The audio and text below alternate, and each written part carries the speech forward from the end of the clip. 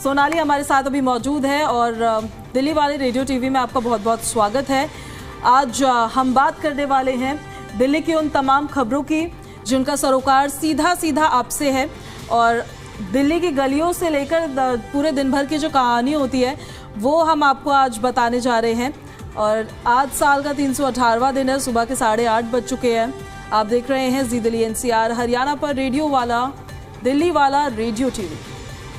तो जो हम खबरें आपको दिखाते हैं टीवी और रेडियो के गजब कॉम्बिनेशन के साथ, अनोखे लहजे और अलग अंदाज में, जहां आपको खबरें सुनाएंगे भी और साथ ही साथ दिखाएंगे भी। आपकी गलियों से लेकर के आपके दिन भर की कहानियों तक, पल पल की हलचल के साथ यहाँ हर खबर होगी आपके मतलब की। तो कान खोलो, दिल लगाओ और जुड़ जाओ हमारे साथ, चूंकि आप देख रहे हैं दिल्ली वाला रेडियो टीवी।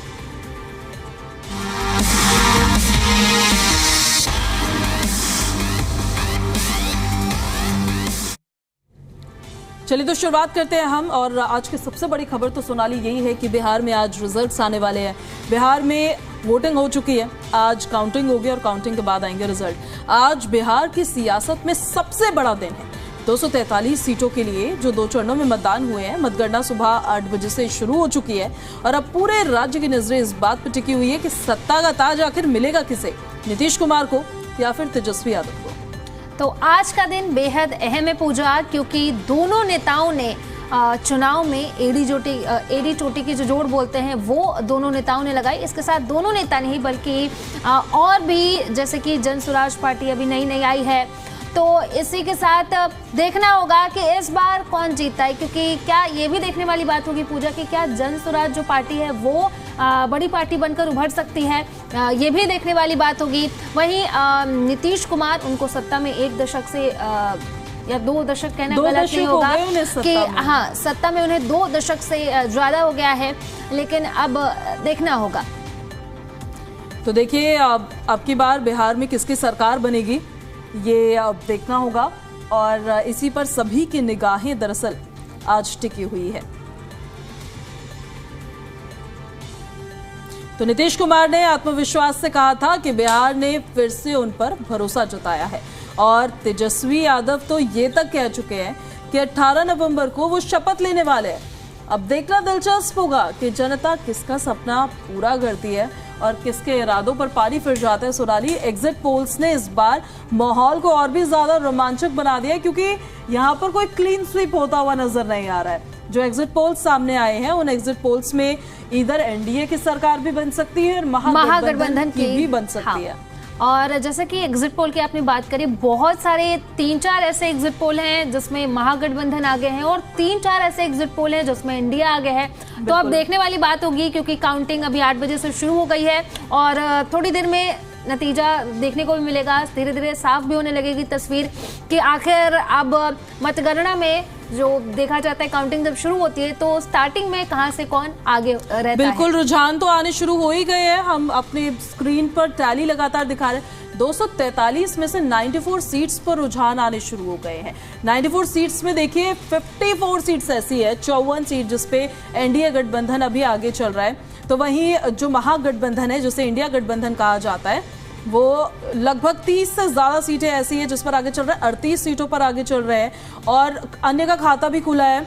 जन स्वराज पार्टी के 2 कैंडिडेट्स ऐसे हैं जो फिलहाल अभी आगे चलते हुए नजर आ रहे हैं। अब देखिए, महिलाओं और ओबीसी और ईबीसी वर्ग का मजबूत समर्थन एनडीए को मिलता है, महागठबंधन को मिलता है या फिर अदर्स यानी जन स्वराज पार्टी, AIMIN भी है, सीमांचल में चुनाव लड़ रहे हैं वो, उनको मिलता है, ये देखना होगा। लेकिन इसका मतलब ये बिल्कुल भी नहीं होगा कि ये मुकाबला जो है वो एक तरफा है, क्योंकि सर्वेस तो देखिए बता रहे महागठबंधन 130 के आंकड़े को पार कर सकता है, जबकि कुछ एजेंसियां कहती है कि तस्वीर बेहद करीबी है, नतीजा किसी की भी तरफ जा सकता है। जैसा अभी आप एग्जिट पोल्स को लेकर जिक्र भी कर रहे थे, जो सबसे चर्चित टीवी लाइव एग्जिट पोल था उसने इस बार तेजस्वी यादव के नेतृत्व वाले महागठबंधन को 130 से 144 सीटें तक मिलने का अनुमान लगाया है, जबकि एनडीए को 95 से 109 सीटों के बीच बताया है। 122 का जादुई आंकड़ा कौन पूरा करता है, कौन पार करता है, ये देखना बेहद दिलचस्प होगा।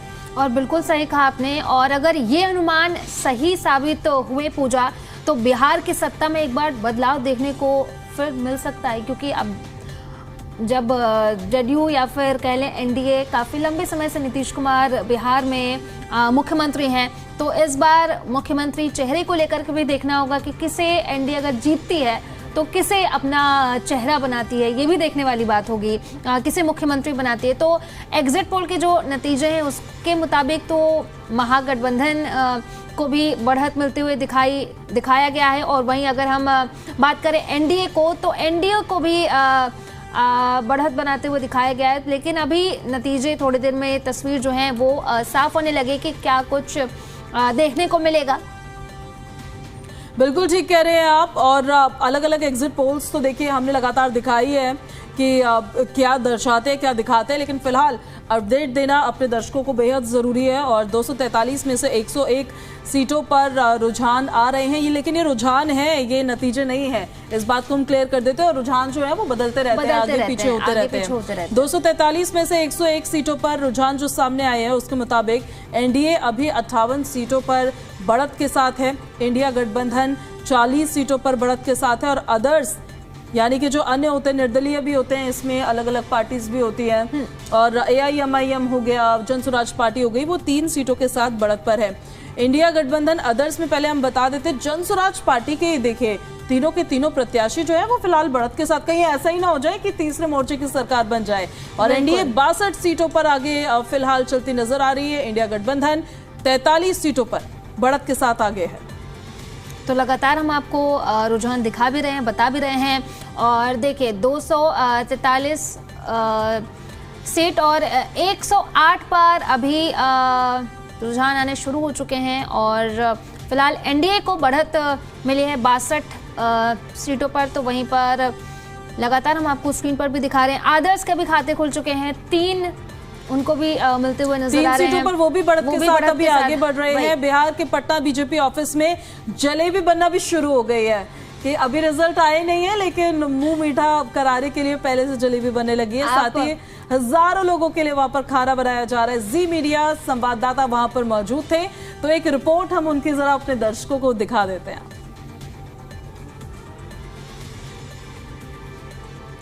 ये तस्वीरें देखिए।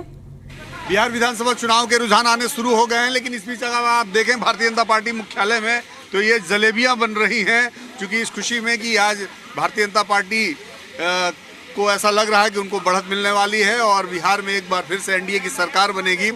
तो भारतीय जनता पार्टी में तैयारियां पूरी हैं। देखिए जलेबियां छन रही हैं, सत्तू के पराठे बन रहे हैं, क्योंकि बिहार में सत्तू के पराठे लोग बहुत खाते हैं। तो देखिए सत्तू के पराठे बन रहे हैं, जलेबी बन रही है, पूड़ी सब्जी बन रही है। और आज का नाश्ता सुबह सुबह बिहार भारतीय जनता पार्टी राष्ट्रीय मुख्यालय में ये इस तरह से तैयार हो रहा है। तो भाजपा मुख्यालय में अगर आप देखें तो नाश्ते की पूरी तैयारी है। एक बड़ा सा पंडाल भी लगाया गया है, आपको ले चलते हैं उस पंडाल की तरफ, जहाँ पर तमाम लोगों के बैठने का इंतज़ाम किया गया है। उस पंडाल में सभी लोग नाश्ता करेंगे। लेकिन उससे पहले आपने देखा कि किस तरह से बिहार में रिजल्ट की तैयारियों को लेकर भारतीय जनता पार्टी मुख्यालय पूरी तरह से तैयार है। और अगर आप देखें तो ये भारतीय जनता पार्टी ने एक ब्लॉक ये बनाया है जहाँ पे उनके गेस्ट और उनके प्रवक्ता वगैरह बैठ सकते हैं, बैठ के यहाँ पर डिस्कशंस कर सकते हैं। और दूसरा ब्लॉक जो आप देखें, मैं आपको ले चलता हूँ बाहर के ब्लॉक में, जहाँ पर ये भाजपा का कार्यालय है, जहाँ से लोग अंदर की तरफ आते जाते हैं। लेकिन आपको बाहर की तरफ लेके चलता हूँ, बाहर का दृश्य भी दिखाता हूँ। ये भाजपा ने एक और भी पंडाल यहाँ पे तैयार किया है। ये पंडाल दरअसल इसलिए है कि भारतीय जनता पार्टी के जो प्रवक्ता हैं, जो तमाम ऐसे लोग हैं जो आज डिबेट में हिस्सा लेंगे, भाजपा की तरफ से अपनी बात रखेंगे, उनके लिए छोटे छोटे ब्लॉक्स बनाए गए हैं और वो अलग अलग मीडिया संस्थानों के में बैठकर अपनी बात रख रहे हैं। तो ये आप देखें तो पूरा भारतीय जनता पार्टी कार्यालय पूरी तरह से तैयार किया गया है। बड़ी बड़ी टीवियाँ लगाई गई हैं ताकि रिजल्ट भी देखा जा सके और अपनी बात भी रखी जा सके। तो भारतीय जनता पार्टी मुख्यालय में इस समय जलेबियाँ छन रही, सत्तू के पराठे बन रहे हैं, प्रवक्ता तैयार हैं अपनी बात रखने के लिए। अब देखना ये है कि जो बिहार की जनता है उसने भाजपा के पक्ष में रुझान दिया है, भाजपा के पक्ष में वोट किया है, या फिर नतीजे कुछ और रहने वाले हैं। कैमरामैन वीके के साथ नीरज पांडे, जी मीडिया, दिल्ली। तो सोनाली देखिए वहाँ पर तो जलेबी बननी अभी शुरू हो गई है और वो केवल यहाँ आरजेडी या फिर बीजेपी या फिर जेडीयू नहीं, जितने भी चुनाव आज लड़ रहे होंगे तमाम कैंडिडेट्स जो होंगे उनके तो दिल की धड़कन आज बहुत तेज होगी। बिल्कुल सही कहा आपने। एग्जाम चाहे स्कूल का हो, कॉलेज का हो या फिर चुनावी नतीजे, धड़कन तो सेम बढ़ती है। बिल्कुल। और 243 में से देखिए 119 सीटों पर जो रुझान अभी सामने आए हैं, टैली पर देख लीजिए आप। एनडीए गठबंधन आप अभी काफी आगे चल रहा है इंडिया गठबंधन से, और बाकी अदर्स में भी 4 कैंडिडेट्स ऐसे हैं जो फिलहाल बढ़त के साथ आगे बढ़ते हुए नजर आ रहे हैं। तो अभी मेरे ख्याल से ईवीएम के जो वोट्स थे उनकी गिनती शुरू हो गई होगी सोनाली, क्योंकि 8 बजे से पोस्टल बैलेट के वोटों की गिनती हो रही थी और आधे घंटे का समय उसके लिए रहता है, और 8:30 बजे से शुरुआत हो गई थी ईवीएम मशीन्स के वोटों की गिनती की। और ये तस्वीरें हम आपको दिखा देते हैं, काउंटिंग की तस्वीरें सामने आ रही है। और यहाँ तो देखिए ये वोटों की गिनती कर रहे हैं, लेकिन जो तमाम कैंडिडेट्स होंगे, जो तमाम दिग्गज होंगे जिनकी किस्मत का फैसला आज होने वाला है। एनडीए फिलहाल शुरुआती बढ़त बनाए हुए दिख रहा है जी।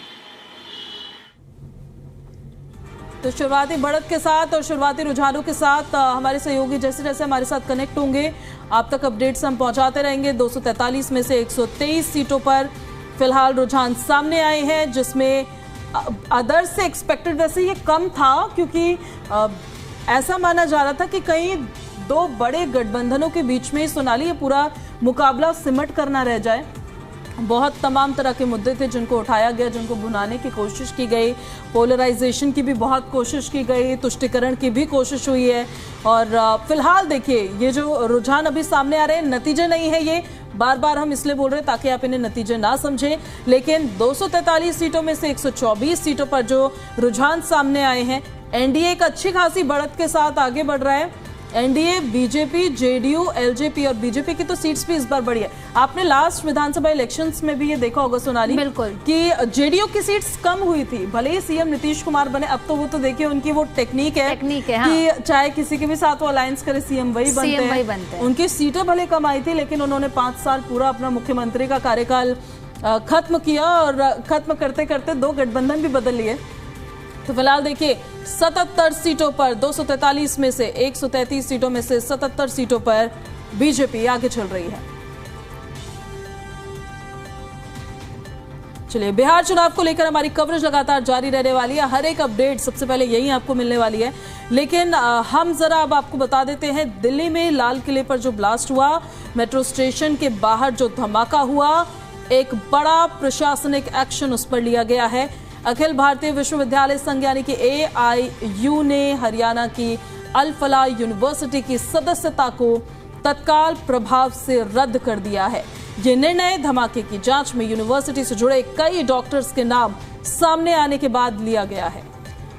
AIU ने अल फलाह यूनिवर्सिटी को सख्त निर्देश जारी किए हैं कि वो तुरंत अपने सभी आधिकारिक दस्तावेजों, वेबसाइट्स, विज्ञापनों और किसी भी तरह की प्रचार सामग्री से AIU का लोगो और नाम हटा दे।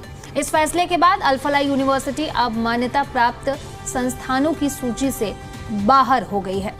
ये यूनिवर्सिटी कभी अपनी आधुनिक मेडिकल सुविधाओं के लिए जानी जाती थी, लेकिन धमाके की इस जांच ने इसकी छवि पर गंभीर सवाल खड़े कर दिए हैं। पूजा, देखिए किस तरीके से एक यूनिवर्सिटी में और साथ ही साथ पढ़े लिखे डॉक्टर इसमें शामिल थे, जिसके बाद अब ये बड़ा फैसला लिया गया है। और अल फलाह यूनिवर्सिटी जहां पर ये डॉक्टर्स पढ़ाया करते थे, उमर जो उसमें प्रोफेसर था वो पढ़ाता था, इसके बाद अब ये बड़ा एक्शन, हाँ मुजम्मिल, और ये सारे डॉक्टर्स थे, डॉक्टर शाहीन हो गई, मुजम्मिल, उमर, और सबके सब ने मिल करके ये दिल्ली ब्लास्ट का ये खेल जो उन्होंने रचा, और जिसके बाद अब ये बड़ा एक्शन लिया गया है।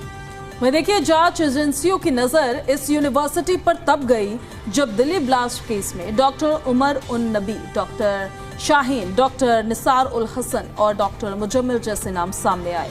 ये सभी यूनिवर्सिटी से जुड़े हुए थे, जैसा जिक्र भी सोनाली ने किया है। इन डॉक्टर्स पर संदिग्ध गतिविधियों और संभावित आतंकी मॉड्यूल से संबंधों की जांच चल रही है, इनसे पूछताछ हो रही है, सब हिरासत में है। यही नहीं, अल फलाह यूनिवर्सिटी के खिलाफ फर्जी मान्यता के दावों के आरोप भी सामने आए हैं, और इसी कड़ी में NAAC ने यूनिवर्सिटी को कारण बताओ नोटिस जारी किया है। इसमें पूछा यह गया है कि आखिर मान्यता से जुड़े दस्तावेजों में गड़बड़ी हुई तो हुई कैसे। चलिए अब एक नजर डाल लेते हैं कि लाल किले धमाके की जांच पर। तो बता दें कि आपको कि लाल किले के पास हुए इस कार बम धमाके ने पूरे शहर को हिलाकर रख दिया। अब जिसमें जांच जारी है, जांच बेहद तेजी से आगे बढ़ रही है। एफएसएल और दिल्ली पुलिस की संयुक्त टीम लगातार धमाके की जगह और आसपास के इलाके से सुराग जो है वो जुटा रही है। जांच में आज भी एक बड़ा और अहम सुराग मिला है। आपको बता दें कि कई सारी चीजें अभी तक मिल चुकी हैं। वहाँ पे कई सारे डेड बॉडीज जिनमें हाथ, बाकी सारी चीजें, बहुत सारी चीजें मिली हैं। और इसके बाद अब लगातार आसपास के जो इलाके हैं जहाँ पर ब्लास्ट हुआ पूजा, उसके जो आसपास के इलाके हैं वहाँ पर लगातार छानबीन जारी है और कोशिश की जा रही है कि जो चीजें, जो सबूत वहाँ से मिल सकते हैं उन्हें इकट्ठा करने की लगातार कोशिश की जा रही है। देखिए, टीम का मानना ये है कि एक हाथ वहाँ से बरामद हुआ है और कार में बैठे किसी व्यक्ति का ये हो सकता है या फिर धमाके की चपेट में आए किसी राहगीर का हो सकता है। फोरेंसिक जांच इसकी असलियत बताएगी। धमाके में मरने वालों की संख्या बढ़कर 13 हो गई है, जो बहुत ही दुखद है। और एक घायल ने आज सुबह इलाज के दौरान दम तोड़ दिया, ये भी इंफॉर्मेशन है। लगभग 20 घायल अभी भी अलग अलग अस्पतालों में अपनी जिंदगी की जंग लड़ रहे हैं। धमाका जिस तरीके से किया गया, जिस तरह से विस्फोटक इसमें इस्तेमाल किए गए, जिस तरह से कई राज्यों में छापेमारी हुई, इन सभी बातों ने जांच एजेंसियों को यह मानने पर मजबूर कर दिया है कि ये कोई अकेली घटना नहीं बल्कि एक आतंकी मॉड्यूल का हिस्सा थी। ये फिलहाल सुरक्षा एजेंसियां हर एंगल से इस साजिश की तह तक जाने की कोशिश कर रही हैं। कौन कौन लोग इसमें शामिल थे, किसने फंडिंग की थी, कार कहां पर तैयार हुई, क्या इसका किसी विदेशी नेटवर्क से भी लिंक है, क्योंकि इसमें सरहद पार बैठे पाकिस्तान में बैठे आतंकी संगठनों का नाम भी शामिल आ रहा है। बिल्कुल, टर्की में तक एक हैंडलर का नाम शामिल इसमें होता नजर आ रहा है। इस मामले पर आने वाली अब हर बड़ी जानकारी, हर बड़ी अपडेट हम आप तक पहुंचा रहे हैं। फिलहाल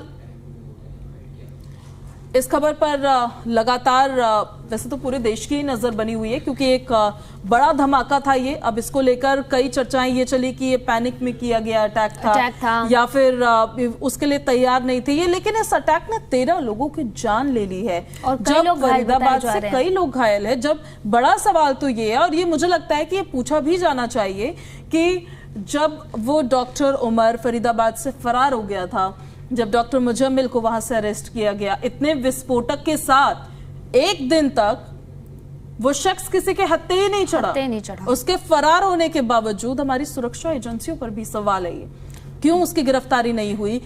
ये धमाका उसके अगले दिन हुआ है, ये धमाका उसी शाम को नहीं हुआ है, एक रात पूरी बिताई है उसने और उसके बाद जाकर ये धमाका हुआ है। तो सवाल तो देखिए कई तरह के हैं जो फिलहाल खड़े होते हैं। बिल्कुल सही कहा पूजा आपने, क्योंकि जितने भी नाम सामने आए हैं वो सारे डॉक्टर्स हैं और सबसे बड़ा सवाल तो यही है कि इनके पास इतनी बड़ी मात्रा में विस्फोटक अमोनियम नाइट्रेट जो है वो कहाँ से आया। और जिस तरीके से इन्होंने एक यूनिवर्सिटी का इस्तेमाल किया अपने पूरे प्लानिंग के लिए, ये भी बहुत बड़ा सवाल है कि यूनिवर्सिटी जहाँ पर बच्चे पढ़ाई करने जाते हैं और वहाँ पर ये सारी चीज़ें हो रही हैं, ये सारी गतिविधि हो रही हैं और वहाँ पर किसी को कानों कान खबर नहीं होती इस बात की। ये भी बड़ा सवाल है कि आखिर कैसे इतने सारे डॉक्टर्स मिलके सारी चीज़ें कर रहे हैं, वो विस्फोटक जो है वो जुटा रहे हैं, लेकिन उसके बाद तभी तो मान्यता रद्द हो गई है और इसीलिए भी एक्शन लगातार लिया जा रहा है। और चलिए अब हम आगे बढ़ते हैं। ये तो दिल्ली ब्लास्ट को लेकर जो अपडेट सामने आई थी वो हमने आप तक पहुंचाई है। अब हम आपको बता देते हैं दिल्ली की वायु का हाल क्या है, आज दिल्ली की एयर क्वालिटी क्या है। दिल्ली एनसीआर में प्रदूषण का कहर आज भी जारी है। दिल्ली में प्रदूषण का स्तर बहुत खराब है, कई इलाकों में 450 के पार एयर क्वालिटी इंडेक्स रिकॉर्ड हुआ है। सुप्रीम कोर्ट ने ग्रैप 4 लागू करने के निर्देश दिए। बढ़ते पोल्यूशन से लोगों को सांस लेने में काफी परेशानियां हो रही है। अलग अलग इलाकों में कितना एयर क्वालिटी इंडेक्स है वो भी हम आपको बता देते हैं। पहले तस्वीरें देख लीजिए आप, इंडिया गेट की कर्तव्य पथ की तस्वीरें हम आपको दिखा रहे हैं। ये यहाँ पर जॉगिंग के लिए, मॉर्निंग वॉक के लिए लोग आते हैं, लेकिन प्रदूषित हवा लेकर अपने साथ वापस घर जाते हैं। वजीरपुर में 451 एयर क्वालिटी इंडेक्स रिकॉर्ड हुआ है, तो चांदनी चौक में 448, बवाना में 447 और मुंडका में 439 रिकॉर्ड हुआ है। वहीं नेहरू नगर की अगर हम बात करें तो 435, रोहिणी में भी 435, साइटों में 434। तो देखिए स्क्रीन पर भी हम आपको लगातार दिखा रहे हैं कि कहां पर कितना एयर क्वालिटी इंडेक्स है। तो हम अगर देखें पूजा तो हर इलाके में 400 के पार ही है AQI। जहांगीरपुरी में 427 रिकॉर्ड हुआ है, अशोक विहार में 427, सोनिया विहार में 423 और RK-पुरम में 421 रिकॉर्ड हुआ है। पुराड़ी में 419, पटपड़गंज में 417 और द्वारका में 415 रिकॉर्ड हुआ है। मथुरा रोड पर 411, नरेला में भी उतना ही और अलीपुर में 407, नजफगढ़ में 402 और लोधी रोड पर 484 एयर क्वालिटी इंडेक्स रिकॉर्ड हुआ है। यानी कि हवा की गुणवत्ता बहुत खराब है, इसलिए आपको खुद को बचाना होगा। कैसे बचाएंगे आप खुद को, जरा इसका ध्यान आप रखें कि आप जब बाहर निकल रहे हैं तो मास्क का इस्तेमाल आप कर सकते हैं, तो वो फिल्टर होके हवा थोड़ी इनहेल करेंगे आप, डायरेक्ट वो प्रदूषित हवा नहीं जाएगी आपके अंदर। ये तो हवा की बात रही है सोनाली, और इसको लेकर लगातार हम आवाज भी उठा रहे हैं क्योंकि जनता की आवाज बनना हमारा फर्ज भी है। और अब हम आपको बता देते हैं, अगर आज आपकी गाड़ी फ्यूल स्टेशन की ओर रुक करने वाली है तो रुक जाइए, पहले कीमतें देख लीजिए। तो आज दिल्ली में पेट्रोल जो है वो 94.77 पर लीटर है। डीजल की बात करें तो 87.67 प्रति लीटर। वहीं सीएनजी की बात करें तो 76.09 प्रति किलोग्राम है। वहीं अगर नोएडा की हम बात करें तो नोएडा में जो पेट्रोल की कीमत है वो 95.12 प्रति लीटर है। डीजल 88.29 प्रति लीटर और सीएनजी की अगर हम बात करें तो 84.70 प्रति किलोग्राम है। वहीं एक नज़र हम गुरुग्राम पे भी डाल लेते हैं कि गुरुग्राम में कितना है पेट्रोल की कीमत की अगर हम बात करें तो वहाँ पर 95.65 प्रति लीटर है। डीजल की कीमत लगभग 87.97 प्रति लीटर है और सीएनजी की बात करें तो 82.12। यानी कि सीएनजी के भी दाम अब बढ़ने लगे हैं पूजा। बिल्कुल, और ये दाम तो हम तो ये एक्सपेक्ट करते हैं कि दाम कम हो जाए, लेकिन फिलहाल कम होते ये नजर आते नहीं है। दिल्ली, नोएडा और गुरुग्राम में पेट्रोल, डीजल और सीएनजी के दाम क्या है वो हमने आपको बता दिए हैं। अब हम आपको जाते जाते बताते हैं सोना और चांदी की कीमत क्या है। दाम रोजाना ही गिरते बढ़ते रहते हैं और लोगों को हैरान भी कर रहे हैं। आज 24 कैरेट सोने के जो दाम है वो है 1,30,325 प्रति 10 ग्राम। चांदी की जो कीमत है वो फिर से बढ़ गई है, 1,73,100 रुपए प्रति किलो। चांदी तो सितारों पर पहुंच रही है सोनाली आजकल। बिल्कुल, और आई थिंक जब से हम ये शो कर रहे हैं चांदी की जो कीमत है वो बढ़ती जा रही है। मुझे लग रहा है कि बिल्कुल चांदी की चांदी हो रही है, लेकिन जनता की चांदी नहीं हो रही है क्योंकि उनकी जेब पर तो बड़ा इसका असर पड़ता हुआ नजर आ रहा है। पर उम्मीद भाई यही है कि ये दाम फिलहाल गिर जाए और कम हो जाए। तो चलिए अब एक नजर डाल लेते हैं आज के इतिहास पे। तो पूजा, आज का इतिहास बताइए हमारे दर्शकों को। 1889 के दिन, आज ही के दिन, भारत के पहले प्रधानमंत्री जवाहरलाल नेहरू का इलाहाबाद में जन्म हुआ था, जिसे प्रयागराज कहा जाता है। 1922 में बीबीसी ने ब्रिटेन में रेडियो सर्विस की शुरुआत की थी। और वहीं 1948 की बात करें, यानी कि 1948 की बात करें तो महारानी एलिजाबेथ द्वितीय के सबसे बड़े पुत्र प्रिंस चार्ल्स का आज ही के दिन जन्म हुआ था। ये तो रहा आज का इतिहास, और समय की भी हो गई है समाप्ति, तो कार्यक्रम भी कर रहे हैं हम समाप्त। और साथ ही देखिए बिहार का इलेक्शन है आज। बिहार के इलेक्शन को लेकर हम लगातार आज एक बड़ी कवरेज करने वाले हैं। हमारे साथ कुछ मेहमान भी जुड़ेंगे, विश्लेषण भी होगा और अपडेट्स और जानकारियां भी लगातार आप तक पहुंचाई जाएगी। साथ ही आज चिल्ड्रंस डे भी है। ओह, तो आज चिल्ड्रंस डे है, तो चिल्ड्रंस डे के सभी बच्चों को बहुत बहुत शुभकामनाएं।